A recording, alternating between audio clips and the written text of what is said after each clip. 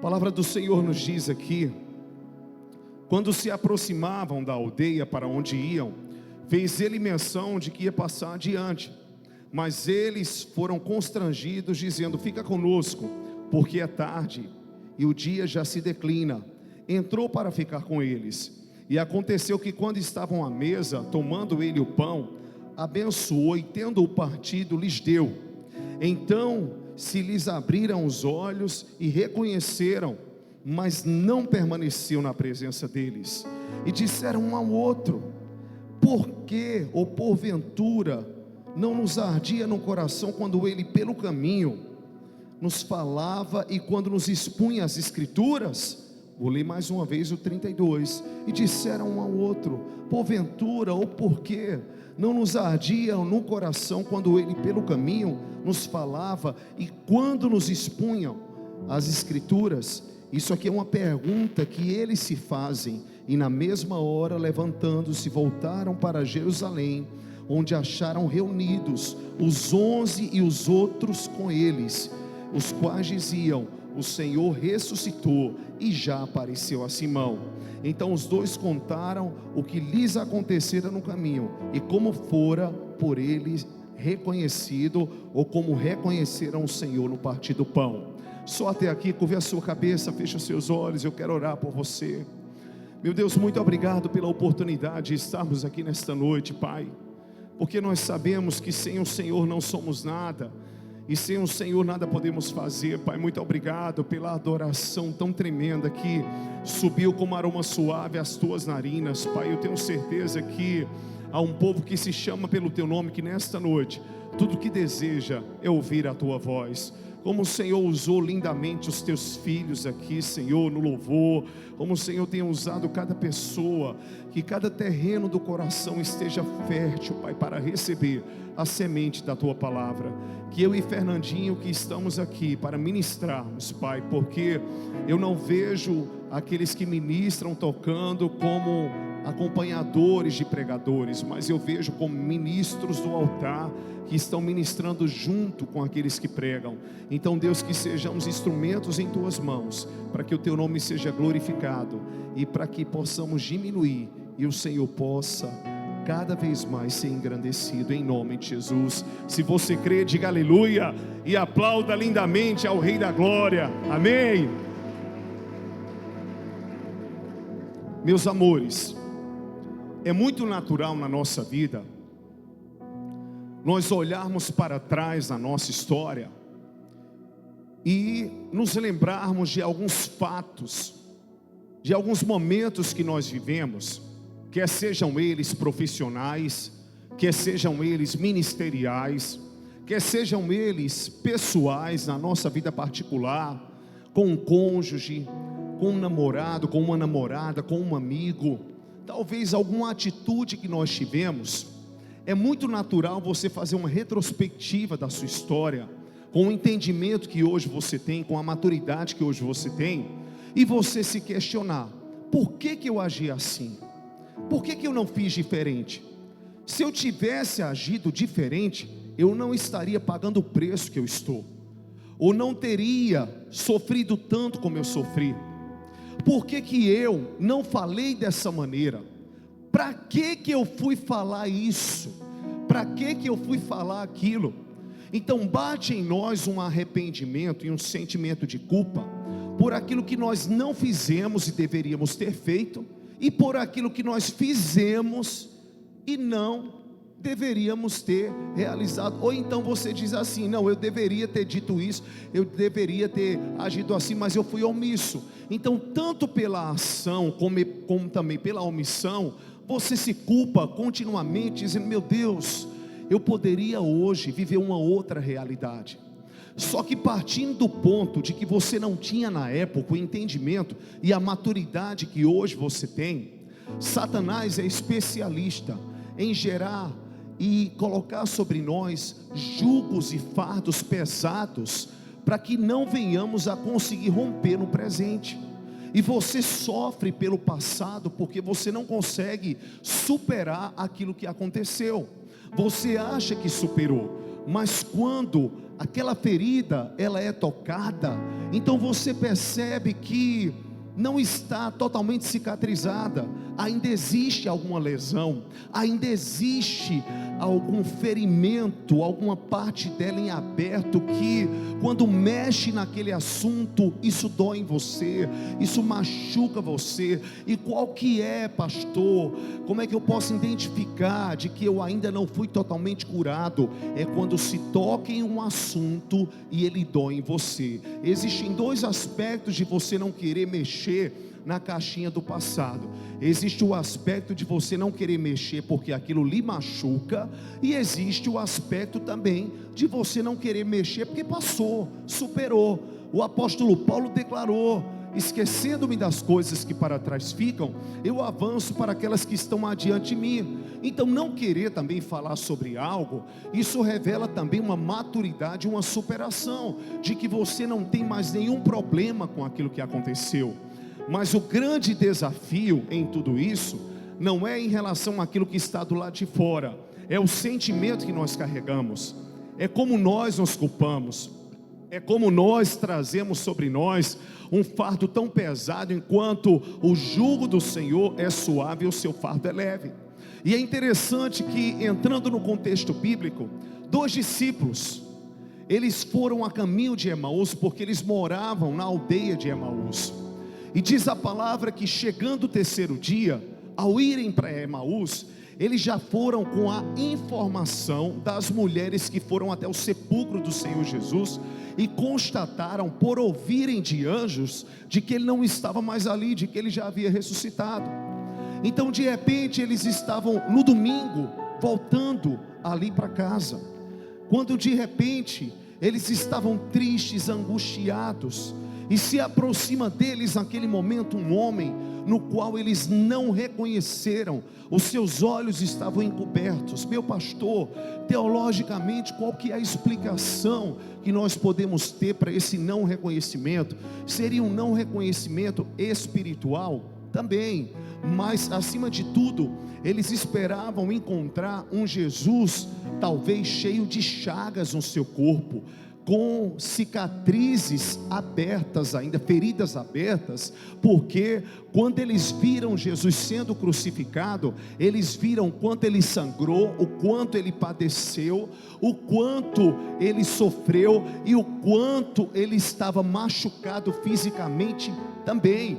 Então eles esperavam encontrar um homem nesse estado, mas na sua ressurreição, após o momento que ele venceu a morte, não haviam mais chagas, não haviam mais feridas abertas, não havia mais sangramento. O que existiam eram apenas cicatrizes que ele mostrou a Tomé para dizer: essas são as marcas de que eu fui crucificado, mas que eu venci, de que eu estive em um lugar onde as pessoas eram consideradas malditas, porque maldito era todo aquele que era pregado no madeiro por ser considerado um assassino, por ser considerado um ladrão, um homicida. Eu estive lá, eu sofri por vocês, realmente o sangue verteu, a coroa de espinhos, ela foi colocada sobre mim, eu fui zombado, eu fui escarnecido, mas eu venci a morte. E eu estou mostrando para você, Tomé,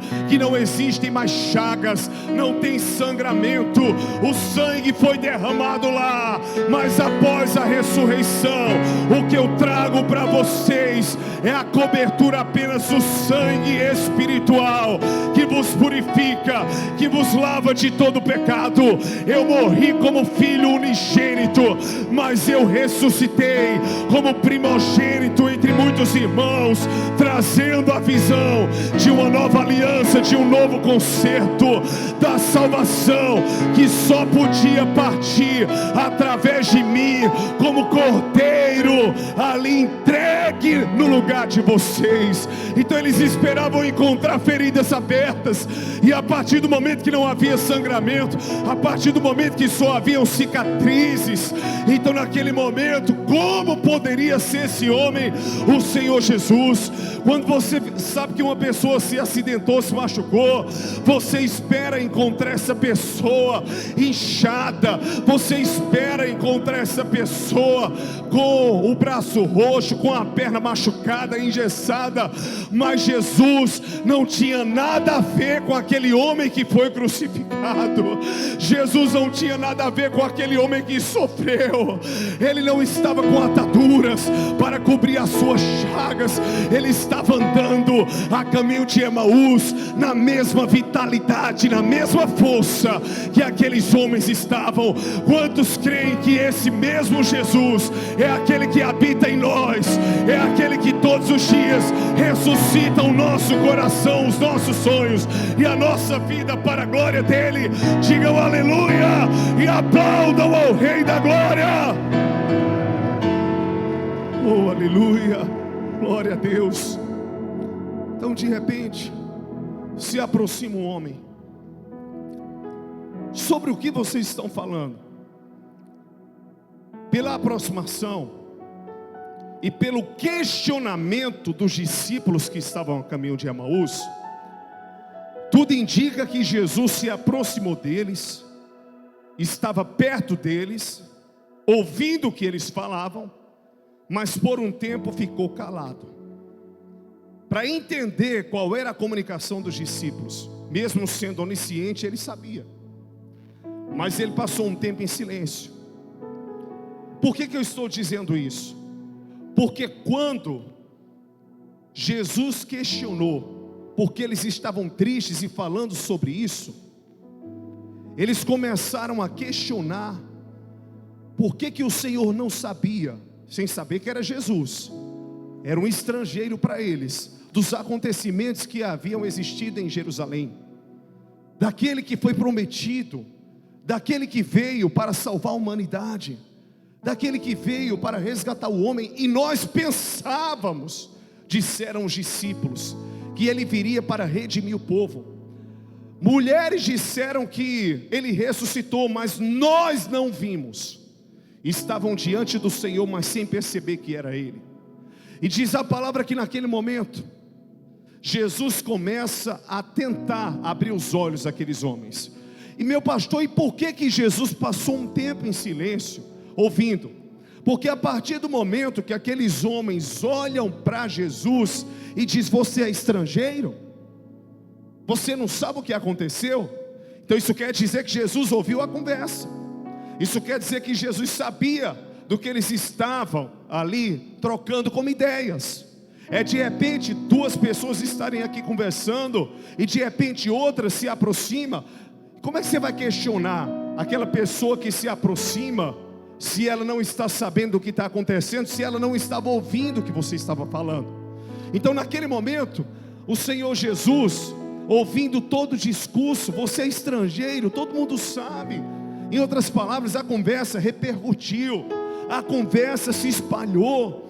É o que todo mundo tem falado, é da morte daquele, eu vou aqui contextualizar, daquele que operou maravilhas e milagres. Eu vou conjecturar também daquele que curou a visão dos cegos, daquele que restaurou a audição dos surdos, daquele que fez paralíticos andarem, daquele que ressuscitou os mortos, daquele que operou milagres e maravilhas, e que veio para redimir. De repente foi espancado como alguém maldito, apanhou, foi crucificado como um pecador injustamente. Vocês não sabem do que aconteceu, você não sabe do que aconteceu com esse homem. E Jesus, naquele momento, sem dizer: esse homem sou eu, ele começou a tentar abrir os olhos daqueles homens. Quando o Senhor ele está nos conduzindo a um processo de restauração, por mais que ele saiba daquilo que nós estamos enfrentando e passando, a primeira coisa que ele faz é ouvir o nosso coração, é olhar para nós e por um tempo Jesus vai deixar você falar, por um tempo Jesus vai deixar que você trilhe o seu próprio caminho. Ele não vai te impedir de ir para Emaús, Ele não vai te impedir de questionar algumas coisas. O Senhor, Ele não vai cortar a tua ideia ali para poder dizer o que Ele está pensando ou colocando. Ou seja, existem momentos na nossa vida, na nossa história, que parece que o Senhor dá corda, o Senhor deixa você ir. Você vai no seu entendimento, você vai na sua força. Quer namorar esse rapaz? Então namore. Quer namorar essa moça? Namore. Quer sair daqui? Saia. Quer se intrigar? Tá bom, a decisão é sua. Eu não estou dizendo que você está certo. Estou aqui colocando como o Senhor, Ele age dentro do livre-arbítrio. Mas lá na frente Ele vai te pegar. Diga para o seu irmão, lá na frente Jesus, Ele vai te pegar. Então de repente eles vão caminhando com o Senhor, e o Senhor começa a dizer: mas espera aí, haviam profecias a respeito deste homem. Ele falando dele mesmo. Disseram que ele viria, mas que ele morreria e padeceria. Disseram os profetas de que ele morreria, de que ele sofreria. E eles foram conversando o dia todo até entardecer. E quando já ia anoitecendo, chega na entrada de Emaús, e o Senhor, Ele faz com que os discípulos entendam que Ele não ia entrar em Emaús, mas que Ele ia direto, e constrangidos, para que aquele homem que eles não sabiam que era o Senhor, não fosse embora para outro destino à noite. Eles convidaram Jesus para ir até a sua casa. Agora eu lhe faço uma pergunta. Na mente daqueles discípulos, eles estavam conhecendo um homem naquela hora. Eles estavam conhecendo um estrangeiro naquela hora, porque não reconheceram que era o Senhor. Você não chama qualquer pessoa para a sua casa. Aquele homem pelo caminho foi agradável para eles, foi confiável para eles. Eles gostaram dele, pastor. Você não chama para a sua mesa, para a sua particularidade de cara, quem você não conhece. Por mais que você seja gentil e amável, você começa a ir abrindo ali a sua intimidade aos poucos. Você vai conhecendo uma pessoa e você vai sentindo até onde você pode ir, até onde você pode pisar. Mas de cara, aqueles homens constrangidos. Por que que eles foram constrangidos? A palavra do Senhor nos diz que o amor constrange. Então certamente a tentativa de Jesus não foi simplesmente, meu pastor, de abrir os olhos deles, para que eles entendessem que tudo que estava acontecendo fazia parte de uma profecia, de um cumprimento de uma palavra, mas para que eles também fossem curados da dor de ter perdido o Senhor Jesus, porque era verdadeiro o relatório que as mulheres haviam trazido. E quando você está no momento de dor, quando você está no momento de desespero, que alguém chega, que alguém te abraça, que alguém diz que te ama, que alguém te consola, que alguém tenta arrancar um sorriso de você, que alguém tenta te colocar para cima, você quer honrar essa pessoa, porque no momento que você mais precisou de alguém, ela esteve ali com você. Ela não achou a jornada distante, ela caminhou com você até Emaús. Ela foi com você até onde ela poderia ir, ela ficou com você até onde ela poderia ficar. Então a gratidão vem no coração, e você se questiona: meu Deus, o que é que eu posso fazer por essa pessoa? Como é que eu posso agir? Então eles ficaram constrangidos. Por que constrangidos? Esse homem, em outras palavras, ele foi tão bom no meio do caminho. Ele tentou nos mostrar uma nova ótica, uma nova visão. Ele tentou nos consolar. Nós não podemos deixar ele seguir a jornada à noite. Nós queremos te convidar para comer na nossa casa, disseram os discípulos. E o Senhor Jesus não questionou, e ele foi. E quando Jesus chegou na casa daqueles homens, eles foram comer. E na verdade o que eles queriam é que Jesus não apenas comesse, mas pernoitasse, ficasse ali, dormisse ali. E diz a palavra que o Senhor, na hora, Ele levantou o pão, partiu e Ele deu graças. Uma coisa eles perceberam antes de reconhecer que era o Senhor: esse homem conhece a palavra, porque pelo caminho ele nos falou sobre tudo aquilo que está escrito. Esse homem é temente a Deus. Além de convidar para sua casa, você deixar alguém orar pela refeição e partir o pão, quando você conhece a pessoa pela primeira vez, você deixar um pastor chegar e deixar alguém com tão pouco tempo que chegou na igreja subir no altar, você tem que ver Deus purinho naquela pessoa. Para você deixar alguém contar dinheiro com você e saber talvez de uma intimidade financeira na sua vida, tem que ser Deus purinho na vida da pessoa. Por quê? Porque tem muitas pessoas que estabelecem, não, o prazo é esse, o prazo é aquele, mas cada pessoa é diferente, tem o seu nível de intimidade com Deus, tem o seu nível de maturidade. A gente vai identificando, a gente vai percebendo exatamente que aquela pessoa não é igual a todas, ela não é semelhante a todas. Então de repente você se questiona: como é que além de chamar para minha casa, eu não vou dar oportunidade também dessa pessoa orar, dessa pessoa abençoar? E na hora do partir do pão, o Senhor levanta o pão e dá graças. A atitude que Jesus teve na hora fez com que os seus olhos fossem abertos. Quem sempre agiu assim foi Jesus. Quem sempre fez assim foi Jesus. Quem sempre partiu o pão dando graças foi Jesus. Quem sempre dividiu foi Jesus. Por que partiu o pão? Eu vou te falar aqui sobre um princípio profundo. O pão era grande, mas eles poderiam comer pães individuais. Mas Jesus ensinou um princípio aos seus discípulos, que pela atitude você pensa logo: não, quem agiu foi fulano de tal, não foi? Porque se não foi, parece com a atitude dessa pessoa. Ô fulano, vem cá, pode não parecer no físico, mas você não acha semelhante a maneira dessa pessoa falar com tal pessoa? Você não acha que essa atitude pode ter partido de tal pessoa, porque é ele que costuma fazer isso? Jesus ensinou aos discípulos que o pão deveria ser compartilhado, que o pão deveria ser partido. Jesus partiu o pão, Ele distribuiu, Ele multiplicou, tanto no dia da grande multiplicação dos pães e dos peixes, como também antes da sua morte, quando Ele estava com os discípulos. Então a primeira coisa que eles entenderam foi: esse foi o evangelho que nós aprendemos, do partir do pão, do teu coração grato. É Ele, não tem como não ser Ele. Então as escamas caíram dos olhos, mas na hora que eles reconheceram,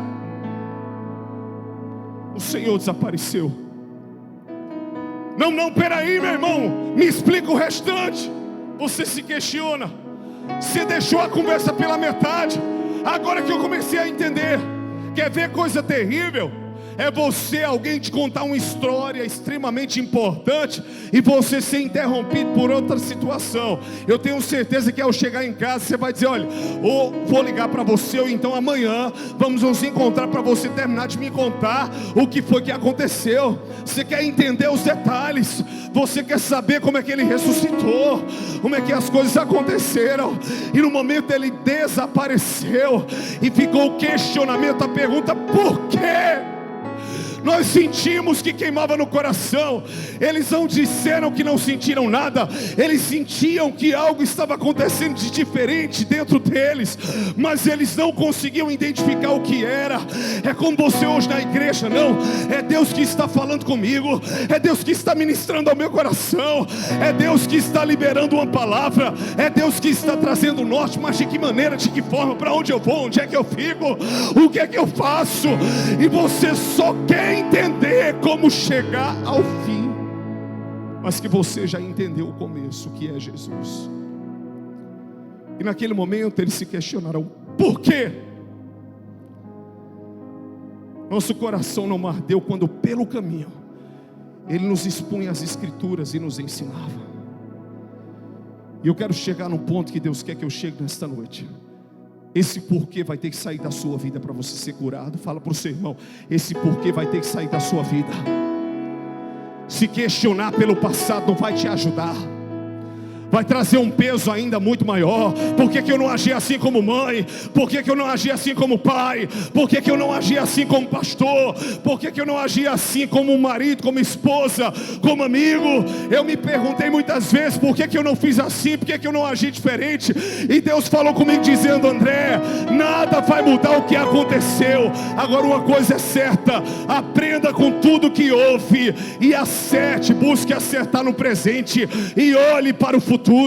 Não se cobre tanto. Você não tinha o entendimento que você tem hoje, você não tinha a maturidade que você tem hoje, e você só vai conseguir romper do lado de fora e romper na vida se você conseguir destravar do lado de dentro. Ficar dentro do casulo da sua casa, das suas emoções, da sua vida emocional e espiritual, se questionando: por quê? Por que eu perdi o emprego? Por que eu não aceitei a oportunidade? Por que quando eu fui chamada para fazer isso, eu não fiz? Peraí, meu irmão e minha irmã, você não morreu, você está vivo e viva, ainda a chance, a oportunidade. O Deus do recomeço vive, e você vive também. Quantos creem nisso? Joga a mão para o alto e aplauda lindamente ao Rei da Glória.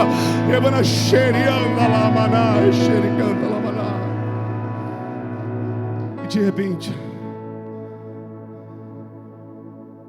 eles não ficaram em casa. Era noite, pastor, e eles não costumavam peregrinar à noite, exceto em alguns momentos de urgência. Mas os discípulos que saíram de Emaús, aliás, de Jerusalém para Emaús, naquele momento eles não ficaram dentro de casa. Por que a gente não percebeu? Eu vou chorar. Tanta oportunidade que nós tivemos de conversar com o mestre, de beijar o mestre, de desfrutar da sua companhia. Por que naquele culto eu não dei mais lugar? Por que naquele culto eu não dei o meu melhor? Por que eu não percebi o que Deus falou? Por que eu não entendi? Por quê? Não. Imediatamente eles voltaram para Jerusalém em um propósito de anunciar que o que as mulheres falavam, que Jesus estava vivo, era verdade, porque eles viram. O que eu quero dizer com isso? Eles não se apegaram ao sentimento de culpa de não ter reconhecido Jesus no meio do caminho. Eles viram aquele cenário como uma oportunidade de fazer o que era certo. Ele saiu, ele desapareceu, mas uma coisa é certa: ele vive, e os outros precisam saber. Aqueles homens estavam cansados, eles andaram muito até Emaús, mas eles não mediram esforços para voltar para Jerusalém à noite, para falar aos discípulos: ele vive. O que eu quero dizer para você é: olha para frente, avance para as coisas que estão adiante de você. Não se prenda ao casulo da sua história, ao passado. Se você errou, Deus transformou a maldição em bênção. Se você acertou, você vai colher os frutos do que você plantou.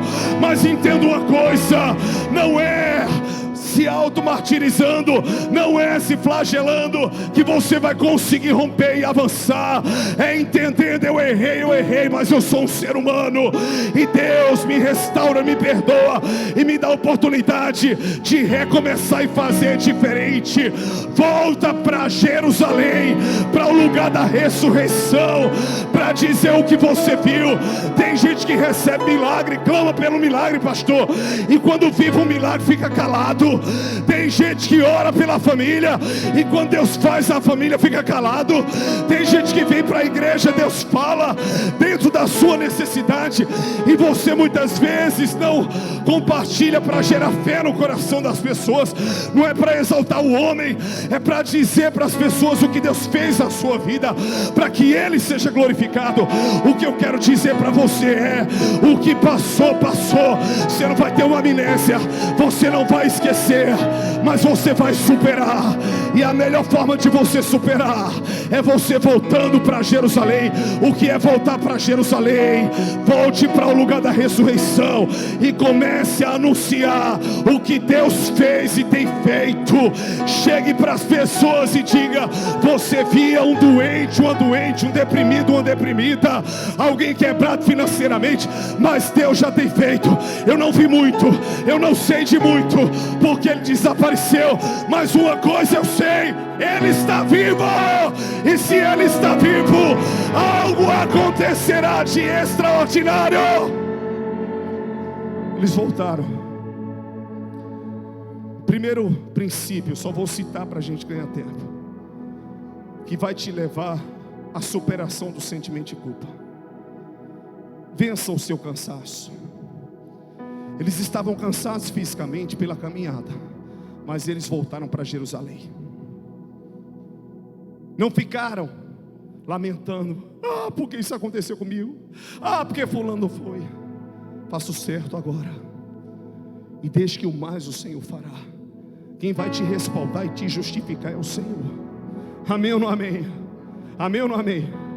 Então vença o cansaço. Diga para o seu irmão, diga: vença o cansaço.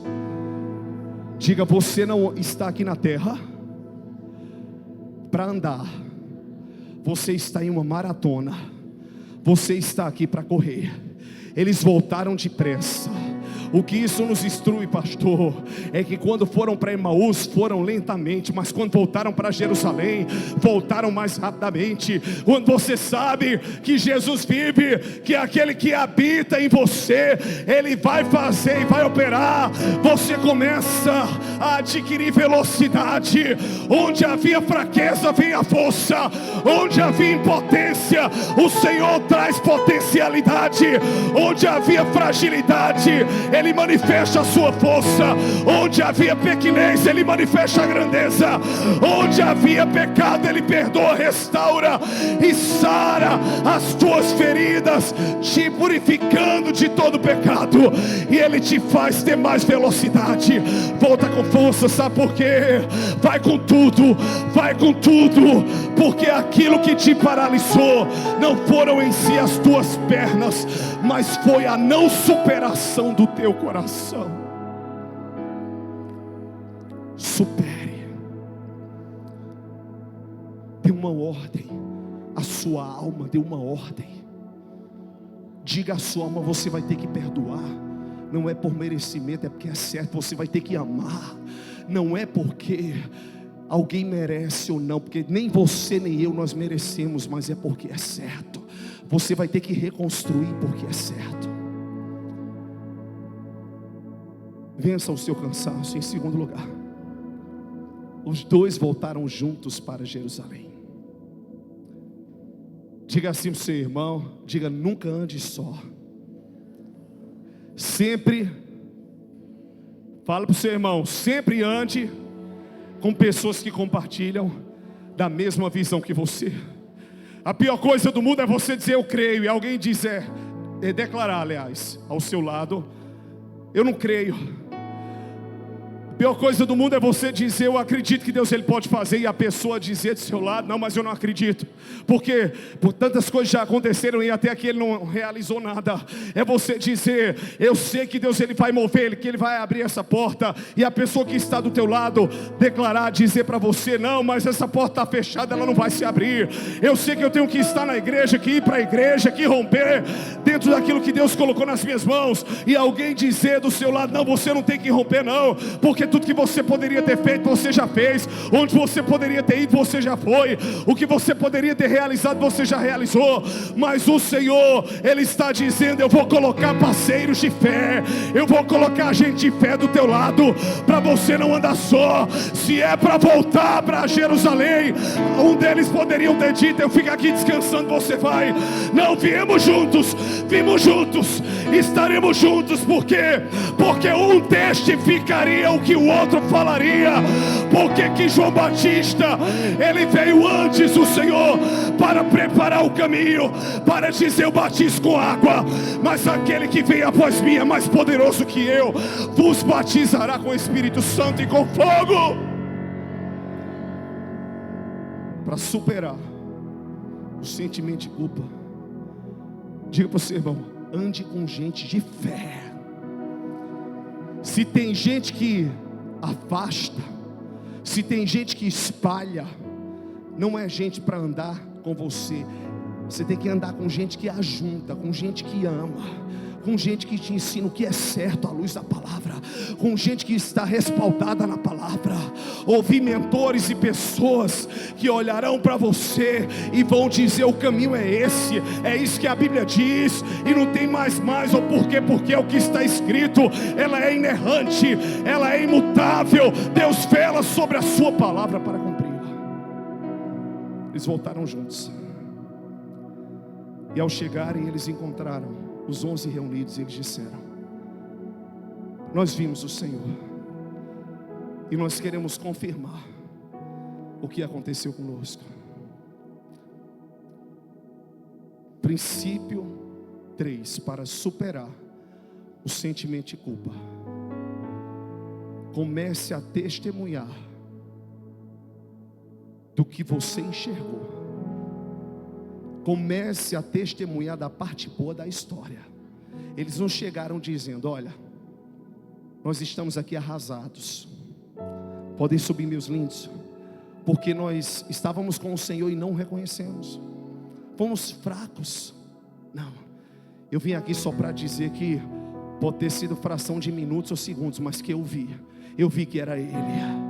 Ainda que a parte boa seja a menor, por todo o sofrimento que você passou, por todas as indagações que você passou, diga ao seu irmão: fique com aquilo que é bom e testemunhe, extrai o que é bom das pessoas. Você muitas vezes quer canalizar aquilo que não presta, por isso que você sofre. Você muitas vezes quer lembrar do que as pessoas fizeram para te fazer sofrer. Comece a lembrar do que elas fizeram de bom também. Comece a lembrar que você também não é a cocada do outro mundo não, que você falha, que você erra também, e tenha misericórdia também. Comece a olhar para as pessoas com um olhar de amor. Comece a olhar para a parte boa da sua história, que você poderia ter morrido e não morreu. Você poderia não estar aqui, mas está. Você poderia não ter chegado onde você chegou por tudo que você passou, mas você chegou. Antes de querer viver um grande milagre, entenda que você já é um milagre, porque pelo que você passou não era para você estar aqui. E se você está, é a prova de que Deus foi, e sempre será contigo. Se você crê, diga aleluia. Aplauda se é para Jesus. Lembre da parte boa. Abra a boca para falar de coisas boas. Tem gente que só fala da enfermidade, da dificuldade. Está doendo. Mas nessa dor, em nenhum momento Deus agiu. Deus falou. Gratidão. Quero dizer algo para você nesta noite. Enquanto você não conseguir superar o sentimento de culpa que está dentro de você, você nunca vai conseguir romper. Enquanto você se trancar no casulo da sua história, você nunca vai conseguir viver o que Deus tem para você. Porque não importa o que passou, não importa onde você errou, o que importa é o que Deus fez em meio aos erros. Não importam as covas que você enfrentou como José, as prisões. O que importa é que Deus transformou a maldição em bênção, e tem um lugar de honra para te colocar. Porque a palavra diz que se com Ele padecemos, com Ele também seremos glorificados. E se você crê nisso, diga aleluia. Diga glória a Deus. Então olha para frente. Oh, caminho.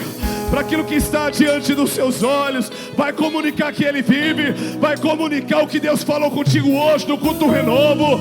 Vai comunicar das bênçãos de Deus. Vai comunicar do livramento. Sofreu um acidente, mas não morreu. Perdeu dinheiro, mas não faltou o que comer. Deus está restituindo. Houve um conflito na família, mas a família continua viva. Deus pode entrar ainda em áreas que você não pode e chegar onde você não pode chegar. Quantos creem nisso? Digam aleluia.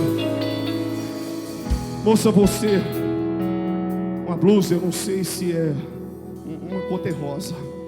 Deus está hoje curando você nessa região da sinusite, nessa região nasal. O Senhor está trazendo uma cura. O Senhor está removendo dores. O Senhor está trazendo cura sobre alergias. Eu vejo você com dores de cabeça e enxaquecas muito fortes. E o Senhor hoje, Ele está tirando a inflamação dessa região frontal da tua cabeça. Recebe de Deus essa palavra. Meu lindo, você de preto aqui, faz assim com a sua mão. Você perdeu, mas perdeu para ganhar. E quando foi semana passada, você passou por uma batalha emocional tão grande, se questionou, que só Deus sabe o quanto o teu interior estava gritando. E foi entre a terça-feira e a quinta-feira. Mas assim diz o Senhor, eu te trouxe aqui nessa quarta-feira para dizer que eu estou mudando a tua história. E ainda no prazo de 10 dias, eu te darei um sinal profético dessa palavra. O que você sofreu será o testemunho que você vai contar, para que vidas sejam edificadas pelo meu poder e pela minha graça. Se você crer, diga aleluia. Moça, você de rosa, Deus está hoje te tirando do ambiente da dor. Mas eu falo isso interiormente. Deus está tirando algumas coisas de você. Deus está desapegando o teu coração, porque o que Ele está para te entregar é muito maior. Receba o que te deixou para trás. No começo de 2023 foi permissão de Deus, porque Deus tem águas mais profundas. Você é uma missionária, Deus te chamou para coisas grandes. Você tem um dom do amor, e Deus vai te usar em meio a esse dom, e Ele vai te respaldar. Continue plantando sementes, e a vida de Deus brotará através de cada semente plantada. Se você crê, diga aleluia. Quantos aqui superam pela fé o sentimento de culpa e são curados nessa noite? Então volta para Jerusalém para contar, mesmo que a parte ruim da história tenha sido a maioria. Se um minuto foi bom, exalte a Deus pelo minuto, exalte a Deus pelo segundo, exalte a Deus pela oportunidade que você teve e outros não tiveram. Se você crê que é assim, aplauda Jesus.